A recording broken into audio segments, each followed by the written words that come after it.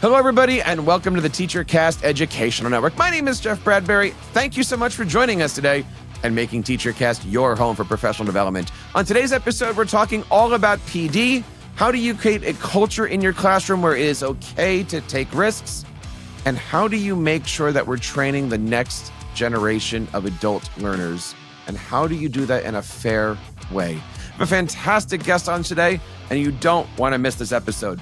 If this is the first time you're checking out TeacherCast, head on over to teachercast.net/podcast for all of our episodes and back issues. You can, of course, find us over on Spotify, Apple Podcasts, YouTube, and wherever you get your audio and video content today.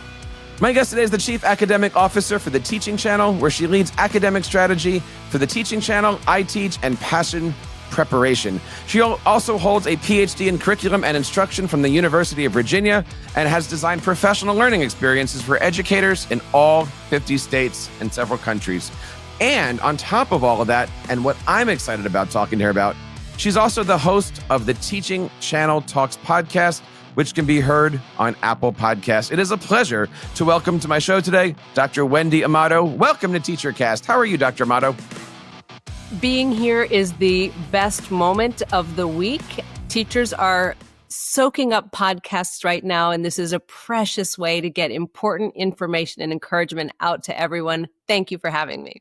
It is such a great pleasure to have you on, and I'm so excited that we had the chance to talk today. There's so much stuff going on, and you've had an amazing career going from teacher to administrator, and now you're working with professional development with these amazing companies. Talk to us a little bit about your background. How did you get here?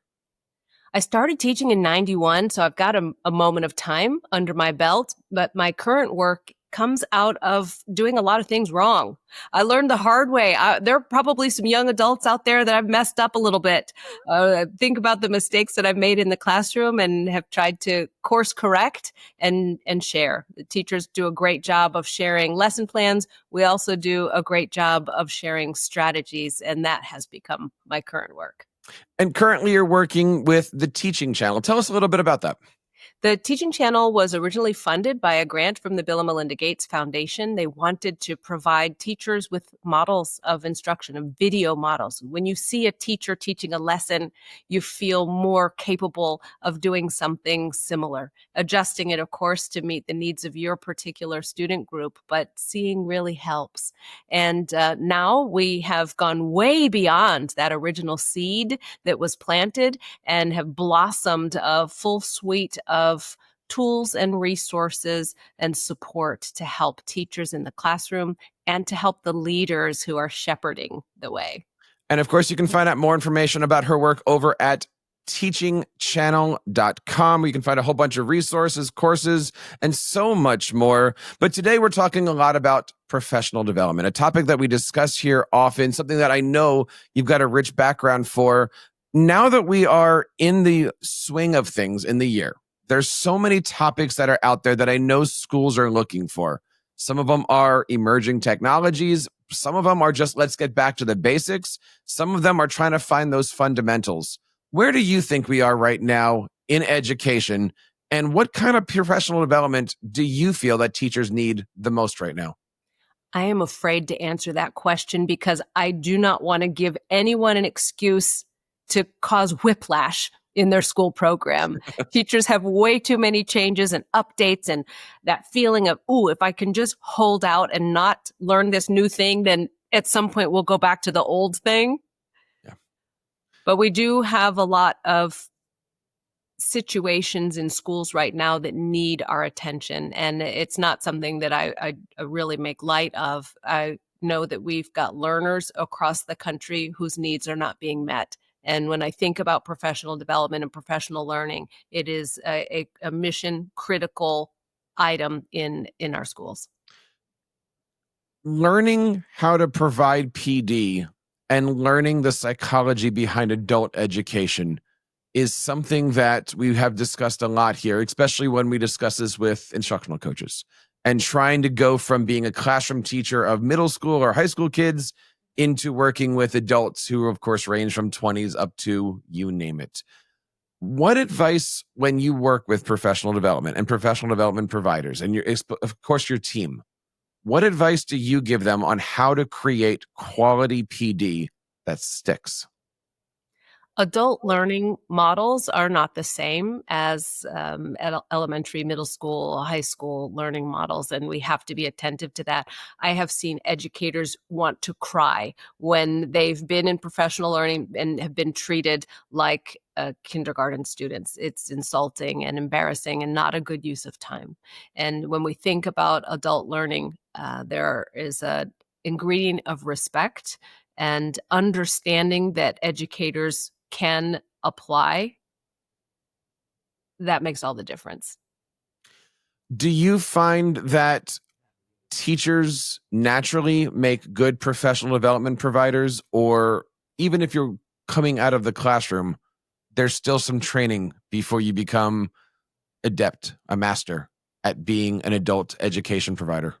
It's hard to be an effective adult education provider. It takes a lot of work. The stakes are high. Time is precious for all things, but adult learning in particular. We think about the limited number of professional learning days in a school calendar. By gosh, you have to get it right. It has to be reinforced. Everyone complains and knows the pitfalls of a sit and get or a one and done.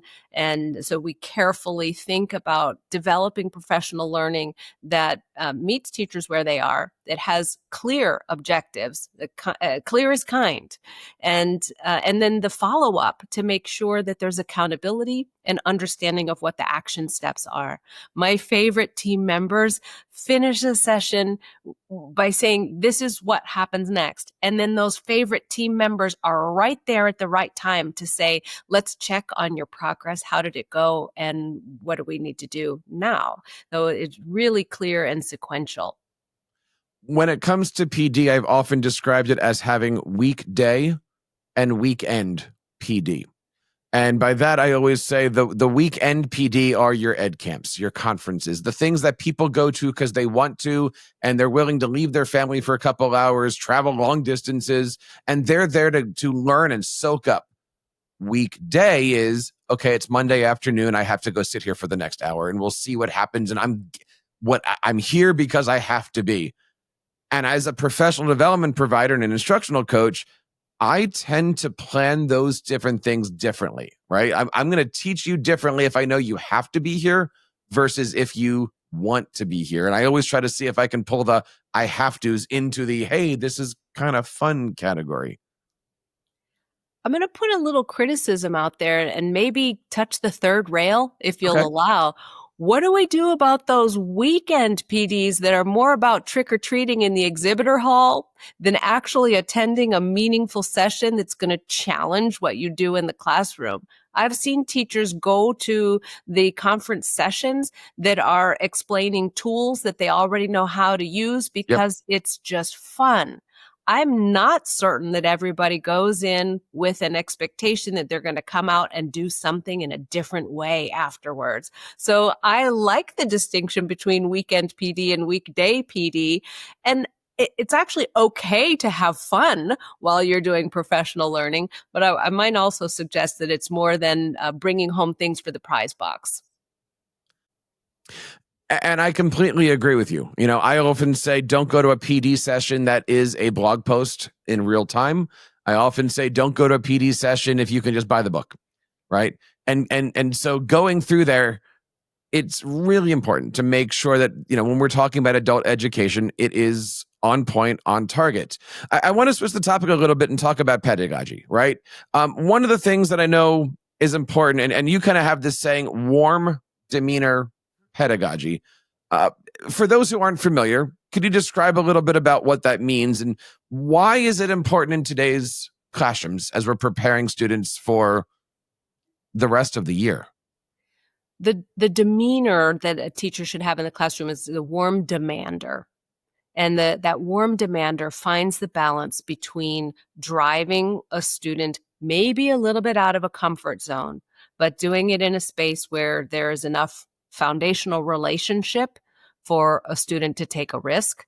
There's enough reassurance that making a mistake or experiencing a failure is not going to be the end, but actually a beginning and a learning opportunity.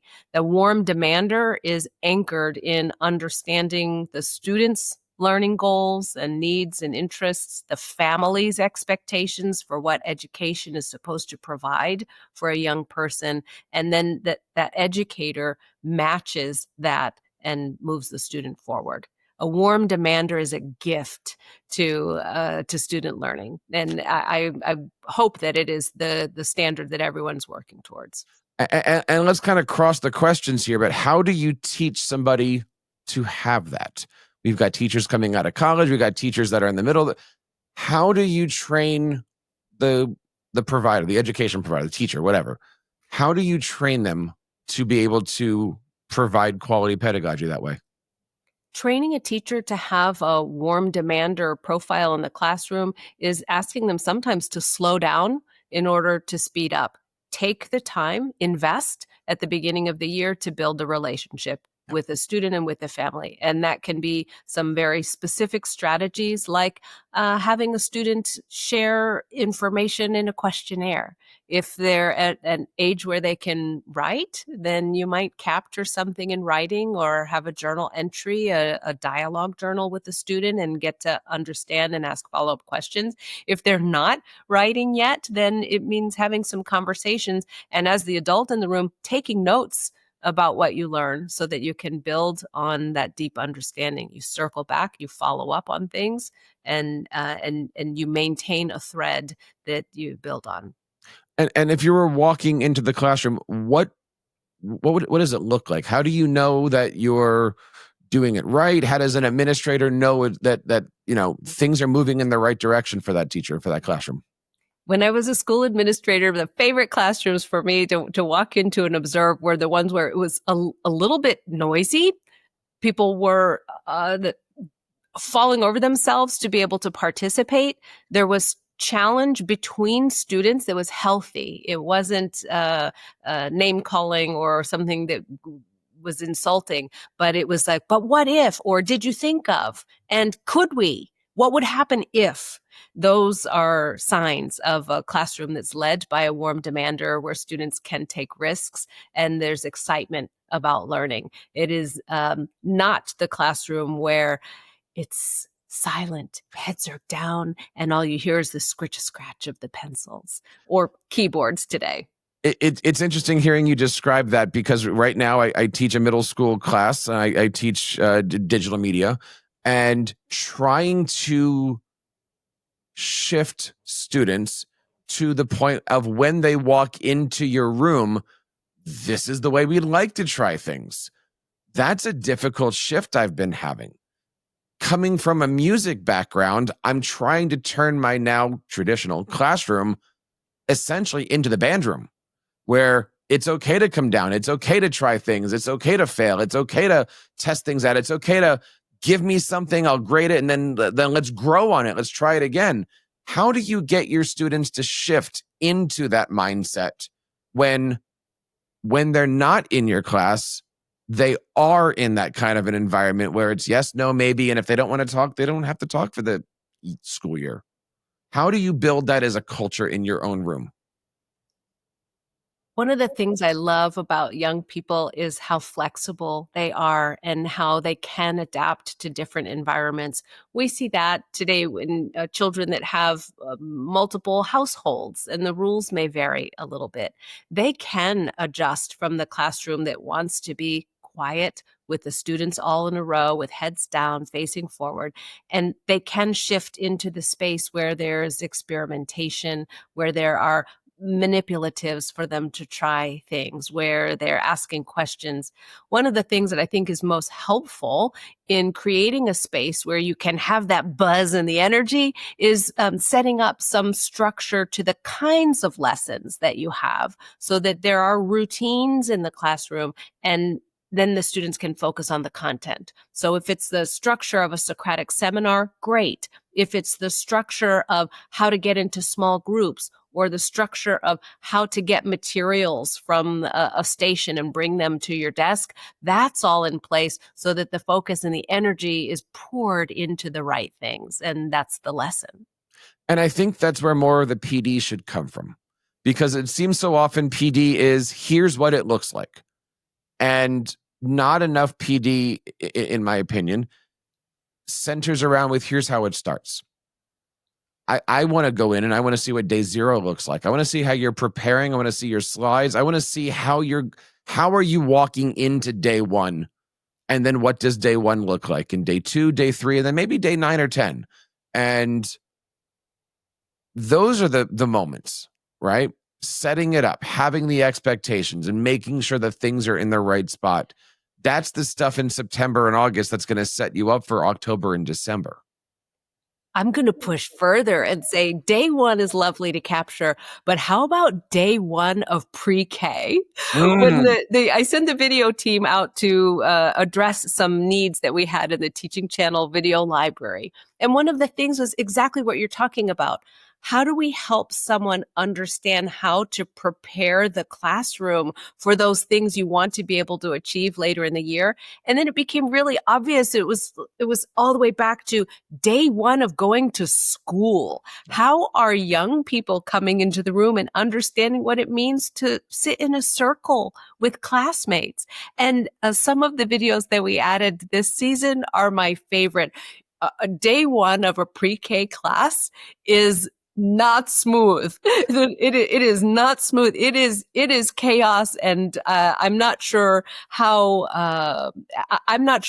we recognize the educators that are making it happen. But some beautiful videos of really intentional, loving work by people who know that they're creating some formative and foundational understandings of what it means to participate in school.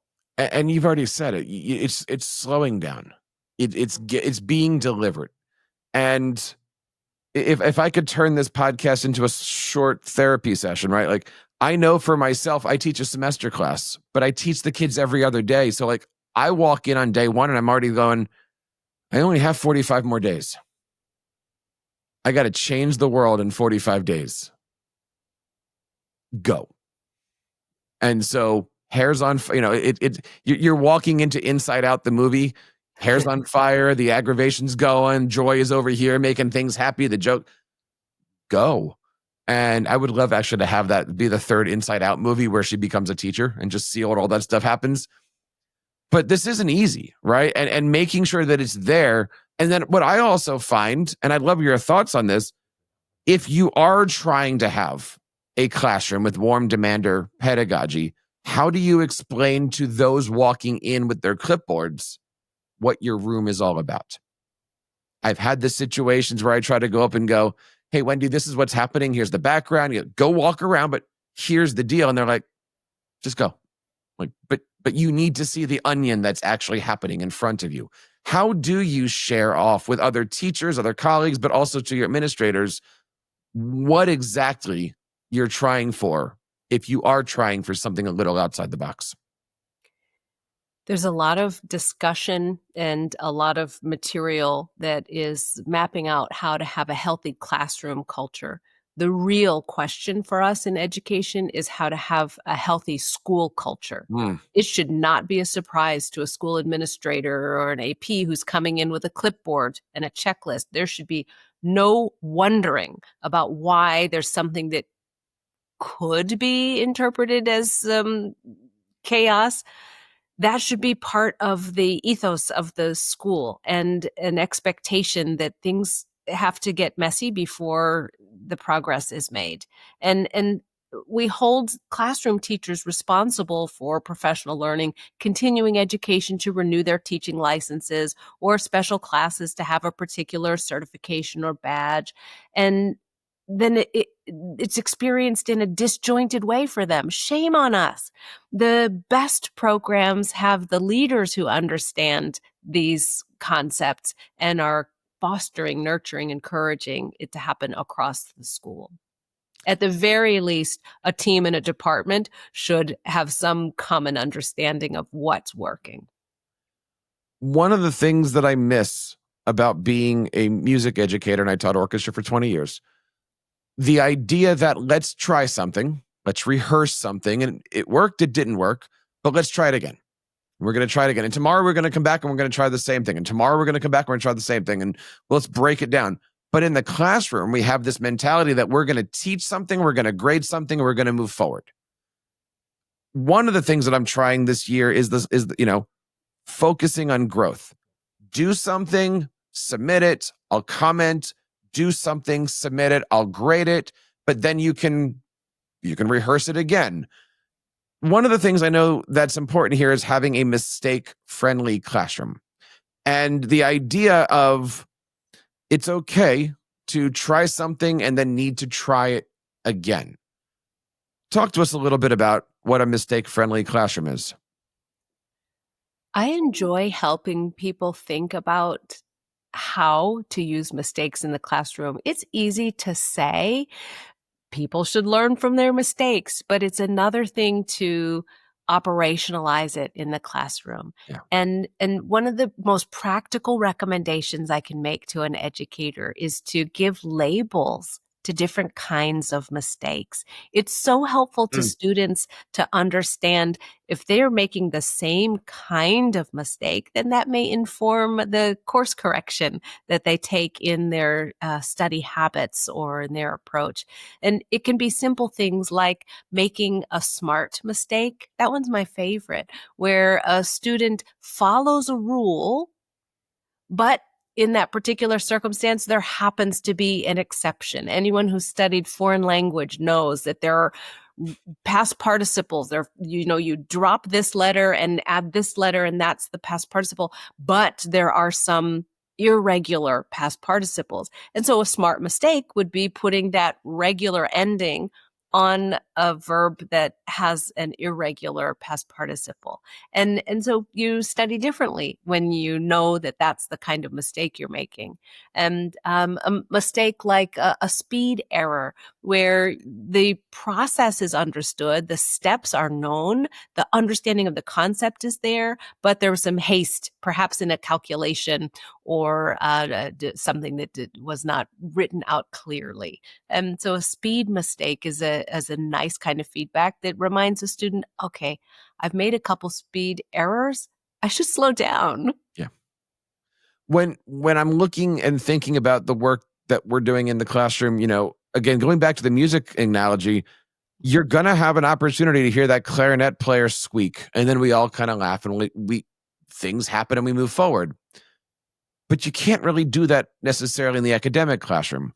Somebody says something and it's the wrong answer. You don't laugh at them. You can't just go on. You have to address it sometimes.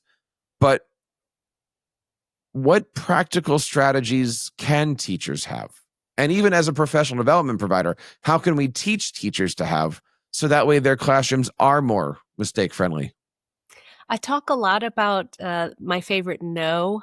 That is a model that I learned actually from the Teaching Channel library, where you invite students to perhaps turn in the do now or the activator at the beginning of a lesson, and you quickly sort through and find a no, a wrong answer that allows you to work through a misconception or a common type of error. And those are beautiful. It's so practical, so quick. It could be at the beginning or the end of class. It could be an item that you pull from homework that's been turned in. It could be something that you're capturing if you're using any kind of ed tech tool. And you pause and have a favorite no, and you celebrate it. You learn from it. I think the students actually hope that you're going to pick their error so that they have a moment in the spotlight too. I try to do something similar, teaching a lot of projects, teaching a lot of technical stuff. I mean, we're not doing paragraphs, we're doing projects. And there's always one of those, this didn't work, this animation thing didn't happen, something that they coded just didn't quite work. Try to celebrate all of that and try to make this into a learning experience where it's okay to come in and mess up. It's okay to come in and ask for help and ask for trying things out just to kind of get them again. I try to make that band room experience, but it's not easy. And it's not easy for every student to let their guard down. And it reminds me of when, being an instructional coach, your goal is to get somebody to be vulnerable enough to say, hey, help me. And I try to take that same approach now with my middle school students. And you've certainly had the opportunity to work with people who might not have been receptive to learning, might have been sitting in one of your sessions with, the arms crossed and you can't make me. Is it possible to build a PD system? Is it possible to build a learning system that hits everybody? Or is that just the big dream for all of us instructional coaches out there? Even the PD participant who has the crossed arms is likely to try a little something if you can just give them a thread to pull on. And that notion of following up with people to say, I want to know how it went for you. What could we adapt? Because your classroom is your classroom. You know your students in a way no one else does. How do we get a baby step just to see what the effect is on learning? I think we've got to be flexible in it. Not everyone's going to take the same size step on day one, and not everyone's going to take the step on day one at all. But as we create the culture and the teams that are moving forward in their professional learning and adapting their strategies, it will be hard and it will be obvious to stay behind in the old ways. Talk to us a little bit about something called the K-12 Coalition. K-12 Coalition is a fantastic organization. We are dedicated educators, and our mission is all about making sure the teachers and leaders are able to do those things that make teaching joyful and effective. We want the student learning outcomes to be all that they should be. And it's not an easy space to navigate alone. So we're that trusted partner that's right there on the side, providing what's needed, paying attention, being that extra resource. There's just not enough time for a regular school model to do all the things. So you bring a friend like us, and we're there to provide support. And you also support teachers looking for certification through iTeach. Am I correct about that? Yes, our education prep program, I love it. iTeach is founded in Texas and now in 17 states.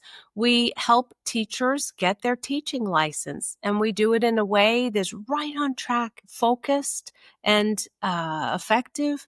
We are careful in designing a program that makes it more possible, especially for career changers or perhaps people who are in the schools in roles like paraprofessionals and want to have participate in a grow your own program for their schools and districts.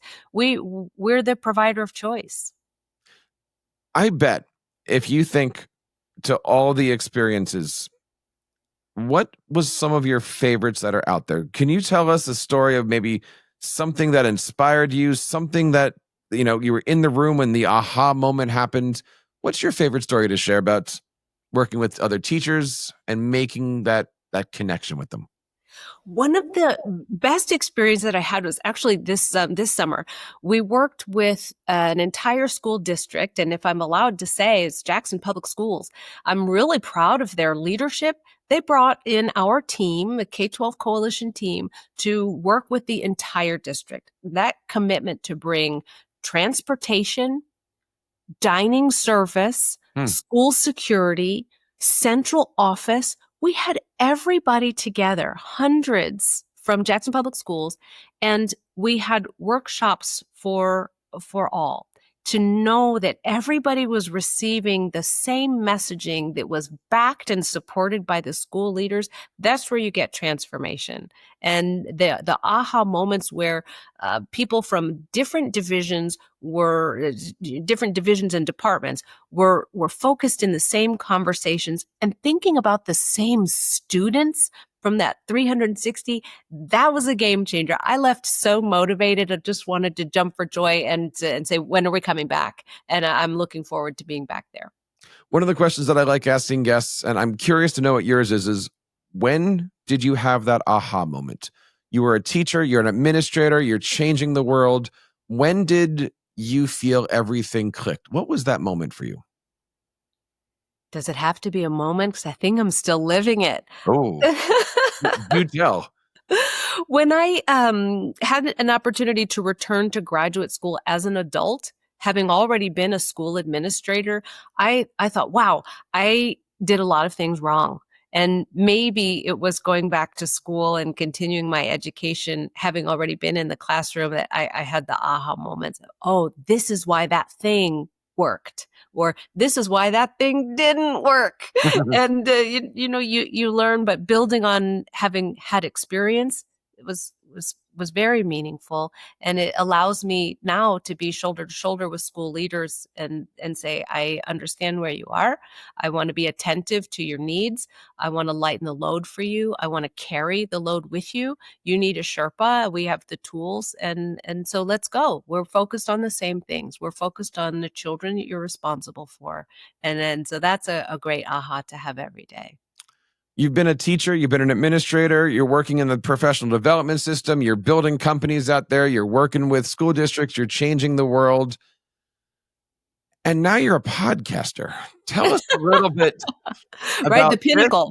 It all comes together with these microphones. It's Bloom's. It's right up there, right? Like you got to go like food, water, Wi-Fi, podcasting microphone. It's right above. Up there. It's above self-actualization. It's 100. Oh, there's a lot of self-actualization going on right now during this episode here. Tell us a little bit about the show. What made your team decide to take the jump in? Where can we find you? And tell us a little bit about the podcast.